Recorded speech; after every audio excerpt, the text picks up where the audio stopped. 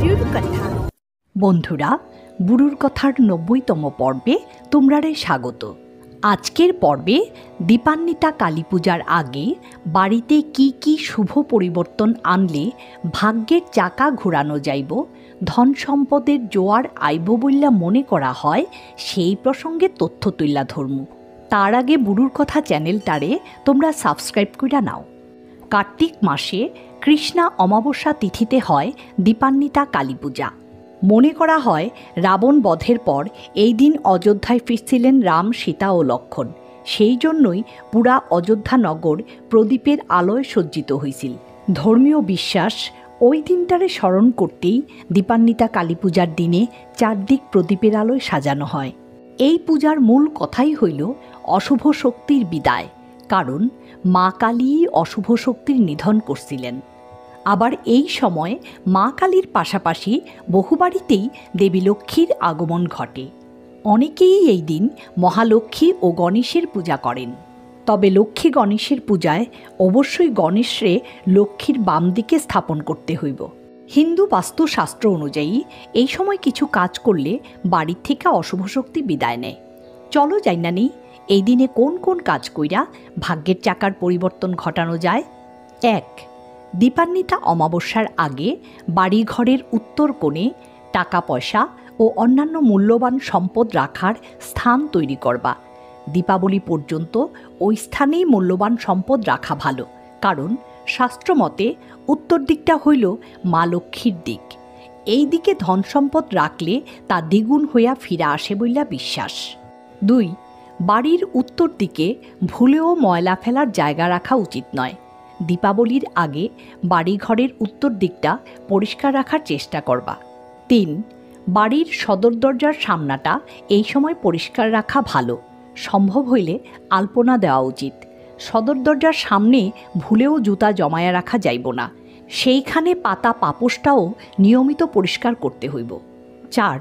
বাড়িতে তুলসী গাছ না থাকলে এই সময় একটা আয়না বাড়ির উত্তর বা উত্তর পূর্ব কোণে তার স্থাপন করা ভালো।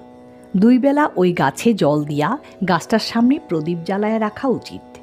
এছাড়া বাড়িতে লজ্জাবতী গাছ থাকলে সেইখানেও প্রদীপ জ্বালাইয়া রাখবা, কারণ এই গাছ শনি দেবতার প্রিয়। ৫. দুর্গাপূজার মতোই কালী পূজার সময় বাড়িঘর পরিষ্কার করা ভালো, এতে বাড়িঘরে নেগেটিভ এনার্জি প্রবেশ করতে পারে না। ৬. ভূত চতুর্দশী এবং কালী পূজার দিন সন্ধ্যাবেলায় কিছুটা কাঁচা দুধের সঙ্গে মধু মিশাইয়া বাড়ির সর্বত্র ছিটাইয়া দেওয়া ভালো।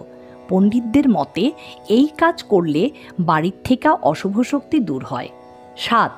কালী পূজা ও তার আগের দিন ভূত চতুর্দশীতে বাড়িতে প্রদীপ জ্বালানোর সময় একটা ঘিয়ের প্রদীপ অবশ্যই জ্বালানো উচিত।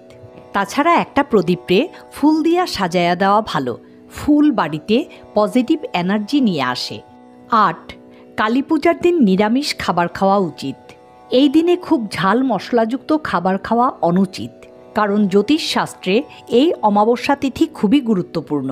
কালী পূজার দিন রান্নায় অবশ্যই কাঁচা হলুদ ও ঘি ব্যবহার করবা, এতে পরিবারের উপর কারোর কুনজর পড়তে পারে না। এই দিনে লাল রঙের শাড়ি বা জামা পরা ভালো। এই দিনে কোনো পরিস্থিতিতেই বাড়িতে ঝগড়া করা চলব না। ১০. কালী পূজার দিন বাড়ির সদর দরজায় ৭টা লঙ্কা ও ৩টা লেবু মালা বানাইয়া ঝুলাইয়া রাখো, কারণ অলক্ষ্মী টকঝাল জাতীয় খাবার খুব পছন্দ করে। তাই সদর দরজায় টকঝাল থাকলে অলক্ষ্মী ওইখানেই থাকব, আর লক্ষ্মী সবসময় ঘরে থাইকা যাইব। ১১. এই দীপান্বিতা কালী পূজা অনেকের কাছেই আলোর উৎসব। এই দিন নিজের ঘর কখনোই অন্ধকার রাখতে নাই। ঠাকুর ঘর ও রান্নাঘরেও আলো জ্বালানো ভালো। এই দিনে যারা লক্ষ্মী পূজা করব তারা আগে অলক্ষ্মীরে ঘর থেকে বিদায় করবা। ১২.